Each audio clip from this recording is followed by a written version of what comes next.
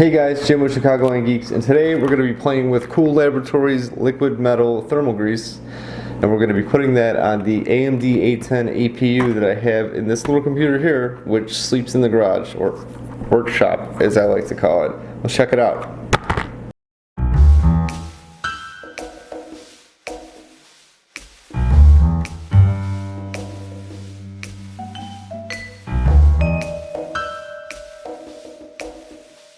So, this is my garage computer, like I said, the workshop. It is a computer I use primarily at my 3D printing bench, which you can check out those videos with some kind of button over here, maybe. But anyways, I noticed that even with the closed loop system, I believe it's running a Corsair Hydro H60, even with that in place, the CPU is still capable of maxing out its thermal limit, which is 80 degrees Celsius. Being who I am, I'm not comfortable with that. So, as it happens, my buddy Bob got me some thermal grease for Christmas because that's who Bob is, and that's the kind of crap he gives to me for Christmas, which isn't bad. Hey, I'm not complaining. He's given me some good stuff over the years, but I guess it's a computer nerd thing. Anyways, well, I'm looking to try it out. This is a perfect time to try it out. I've been meaning to do something about that APU for a while now, but it seems like old Bobo came through on this one, so we're going to check it out. Now, I'm going to take you through a step-by-step process of applying this Coollaboratory liquid metal thermal grease without damaging your stuff. It is metallic, so it is conductive. It is superconductive. That's why we're using it. But it conducts electricity, so you have to be extra careful when applying stuff like this, or you're going to fry your components. And let's face it, I am not responsible for what you do to your computer. Crap happens, I know, but do this at your own risk.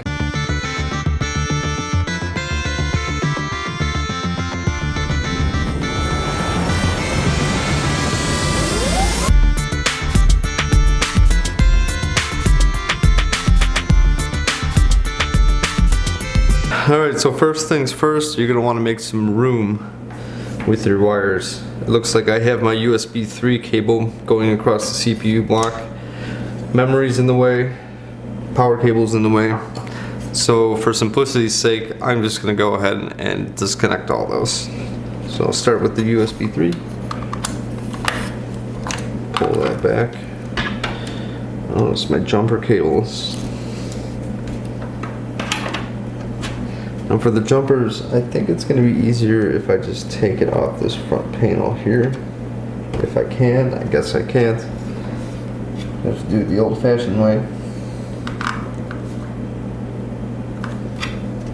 Now we're going to have to remember that.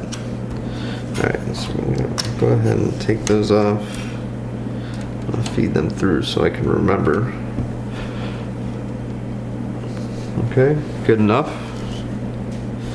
I guess next we'll take the memory out, which is a tight squeeze to begin with.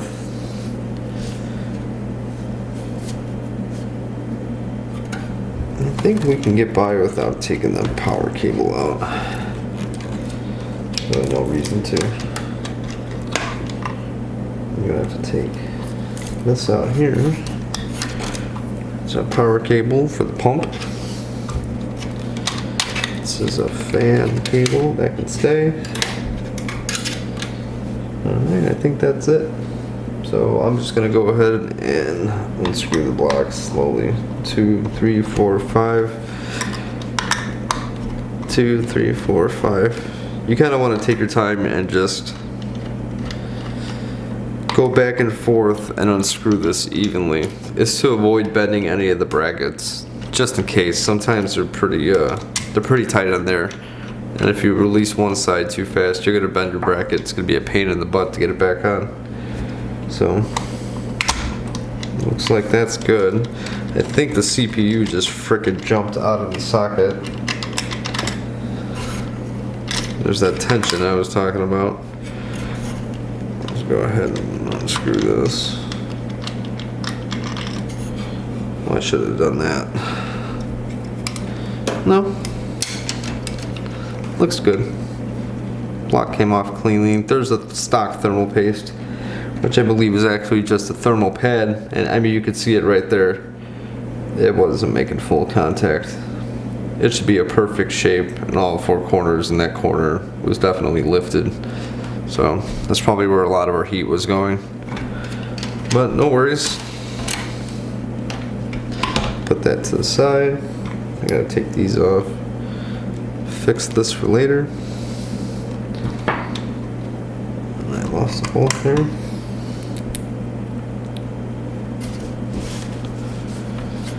Alright. So at this point, we really just need to get the old gunk off. So I'm going to start with the CPU itself. And I'm going to use the Arctic cleaned two-step system. The first step goes on, it dissolves the thermal paste. Just kind of breaks it up. It's almost like a degreaser. It's kind of citrusy, like Goo Gone, something similar. Just put a dab on there. Let it soak for a second, a couple drops. Now you're supposed to use a lint-free cloth for this. A lot of people like to use microfibers and things like that. I have always had best luck with coffee filters. Your regular old coffee filter, it is amazing how much lint these things don't produce. So after you have some drops in there, just go ahead, kind of swish it around a little bit, rub it in. And you'll know it's working because this stuff is just going to fall apart, especially this thermal pad stuff.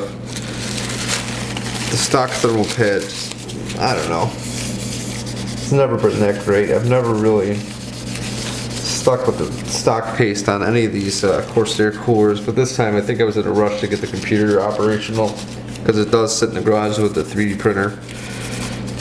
So I really just want to go ahead and get it up and running. I've been meaning to come back to this, but like I said, Bob bought me some thermal paste for Christmas, so what better time to do it? Alright, seems like I'm going to have to do it one more time on there with the first step. And then you come back with the second step, and it's like alcohol, basically rubbing alcohol. It purifies the system. And if you can't get your hands on this two-step solution, you can just use rubbing alcohol, and it's better if you use a higher percentage alcohol. I think 98% is the highest you can buy in the store, like Walgreens. And you don't need much, but I highly recommend the coffee filters. If you're gonna do this, take the time, go buy some coffee filters if you have to. They're super cheap, and you get such a big pack of them for like $1. You know, you'll never have to buy them again if you're only using them for this purpose. Alright, so that looks pretty clean. So we're gonna have to go ahead and do that for the actual copper block itself by the water pump. Same thing. Go on with the first step, a couple drops. Let it get on there. Just smush it around a little bit. So this one might have to sit a tiny bit. Maybe not. Seems to be dissolving pretty quick. You can see where the thermal pad was. I mean, it's a perfect square on there. And you know what? I'm really disappointed that it didn't make full contact with the original pad. These things aren't exactly hard to put on, you know. But crap happens. What can I tell you?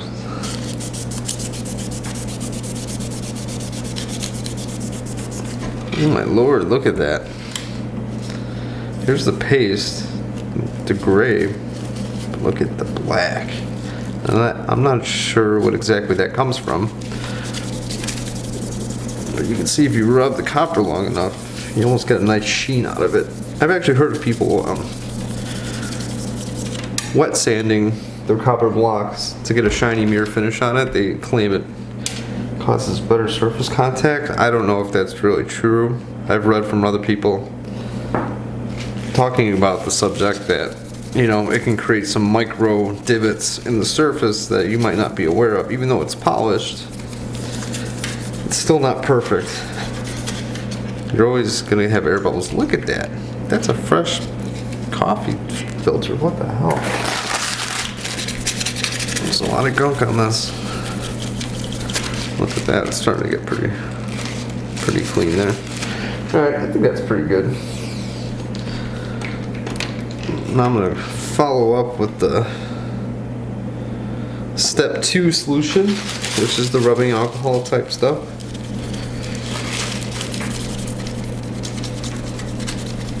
Just run through that, make sure you get it nice and clean. You don't want any little fibers on there or anything. And well, it looks like the coffee filter is doing a great job. I don't see any lint anywhere. So they are the best. There is no better. Don't let anybody tell you otherwise. Smart people will agree with me that the coffee filter is the king of cleaning up these surfaces like this. And it's not just for this, it's for all small electronics. It's a great solution to really clean things and not worry about the fibers that pretty much everything else produces. Especially paper towels. Oh my god, they're the worst.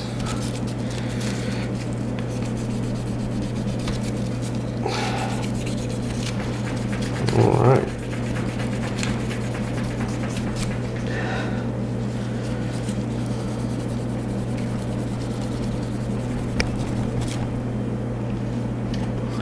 Alright. Our CPU is clean.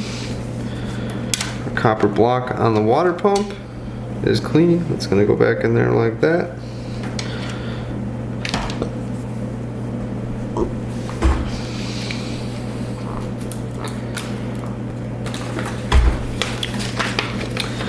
Alright, so with our special liquid metal Coollaboratory thermal engineered, possibly highly toxic thermal paste, we have some special instructions that if I was a smart man I would have looked ahead of time and realized that there were special instructions that I did not anticipate, and they are as follows. Coollaboratory Liquid Ultra conducts heat better than conventional previously used heating conducting pastes. If these pastes have entered the cooler surface microscopically small unevenness, they will form... Okay, scratch that. Alright, how to apply. Add a small drop of Liquid Ultra to your cooler center. Liquid Ultra only needs to be used sparingly. The amount of approximately 3 or 4 scale line of the syringe is enough. Spread the Liquid Ultra smoothly across the whole cooling block with the added brush. Do not use bare finger to apply liquid. Quote unquote, because I'm sure it will freaking kill you. The grease will impede its performance. You can apply Liquid Ultra on one or both surfaces, but the whole applied amount should not be too big. It will cling to the CPU and the cooler surface by means of adhesion forces. Alright, so it looks like they give us a piece of steel wool here. We're supposed to prep that. Okay, so I'm gonna go ahead and do that. And there goes my warranty.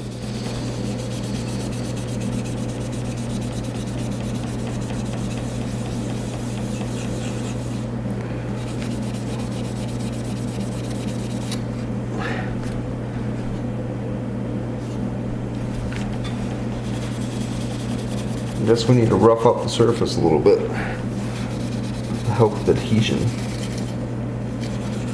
They warned you on the instructions that it is pretty much going to deface your CPU.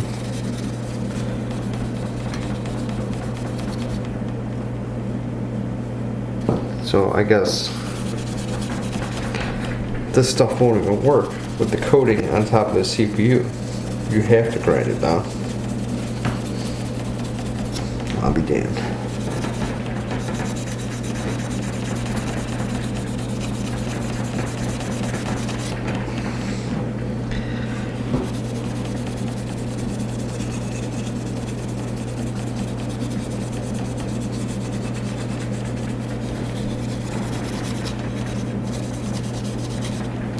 Alright.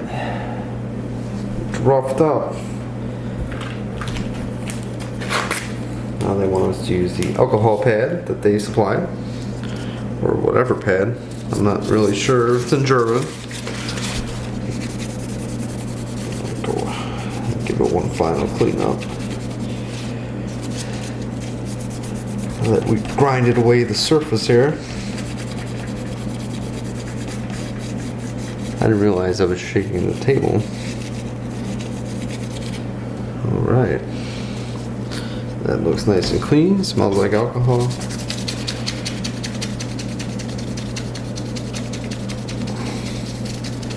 Make sure you get the cooling block or heat sink, whatever you're using. I'm assuming that if you're going the level of liquid metal that you'll probably have some decent cooler on there. Okay, got that nice and clean. Got the block nice and clean. Got rubbing alcohol and a cut on my thumb. Holy crap. Jesus Christ. Alright, so once again, do not touch this crap. They are claiming it is volatile, and I'm not going to question their judgment.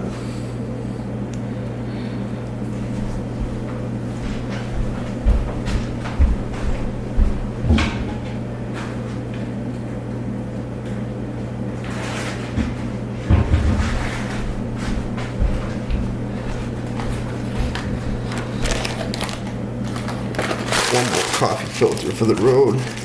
Oh yeah, I can feel a difference with the surface of the block. It's totally different. It's very smooth now. Alright, so they say a small bit goes a long way. So just touch it on there.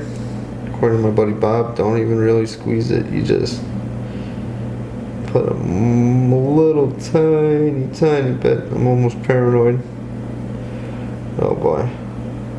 Oh shit. Excuse my language. This is not something you want to spill on anything. Alright. There's a little bit. That's what they say is a little bit, supposedly.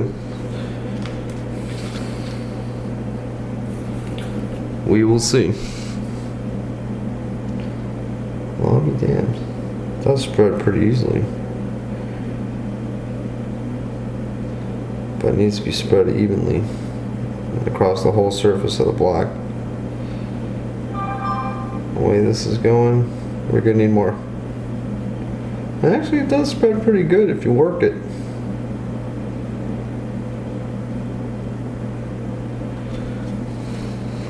We're gonna need a little more.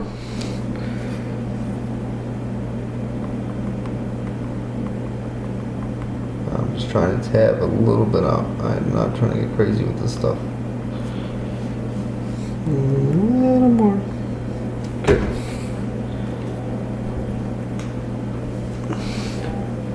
Oh. This is not something you want to do. I was lucky enough not to get it on anything.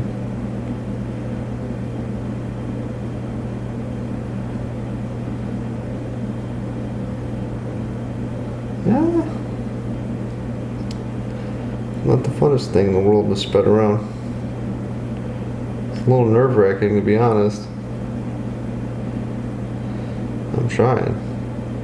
I think we might even need a little more.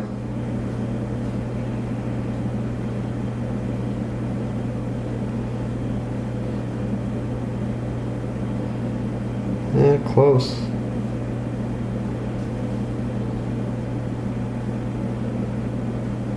We need a little more.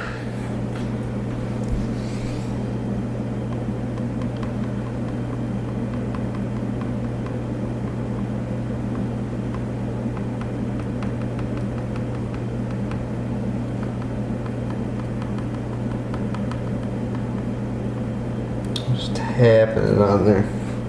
That should do it.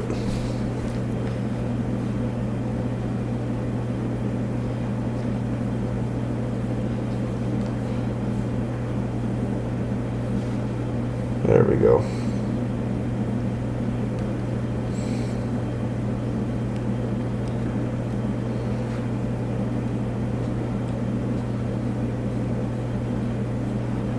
There we go. Nice thin layer. All the way around. They want you to do the whole cap. I'm going to try to get as close as possible. I don't think realistically it's going to be easy to coat all the way to the end. And there should be some kind of spread when you smush it, you know? I don't like their brush though. The brushes could use some improvement. Oh, this stuff smells. Definitely got some fumes coming off of there. I think that's about as good as it's gonna get without adding more. I don't know if that's a good idea. Alright, maybe a little more. Call me crazy. Ooh, that's a lot more. Crap. Oh, it's definitely spreading now though. I don't know. I've never done this before, people, so we'll see where it leads us. Oops. I think we're pretty much covered though.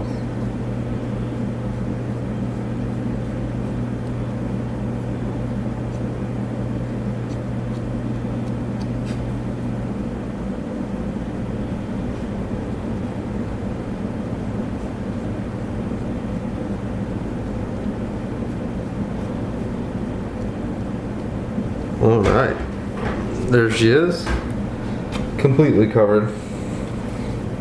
I think I got a small high going from these fumes. That's what we call a twofer. Alright,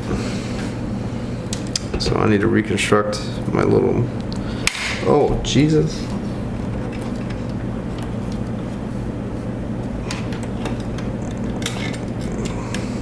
The AMD version of putting a cooler on is nowhere near as simple as an Intel cooler, which the rest of the CPUs are, but I don't know, I like the price point and the idea of the A series to be used with the 3D printing machine, just because, I don't know, it's a good way to get some kind of 3D rendering graphics without have to actually, you know, drop a ton of money on a GPU.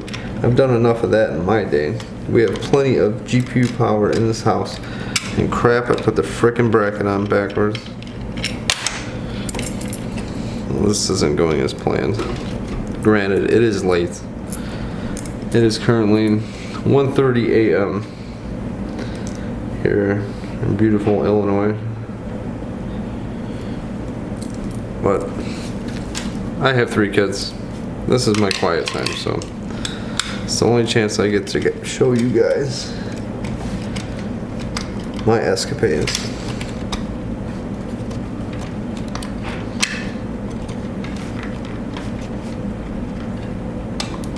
Well, there's one. And there is 2.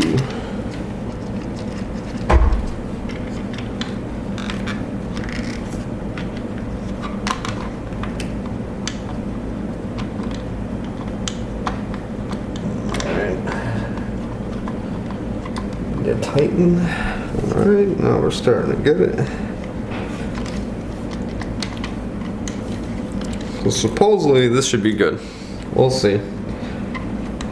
We'll see how it goes.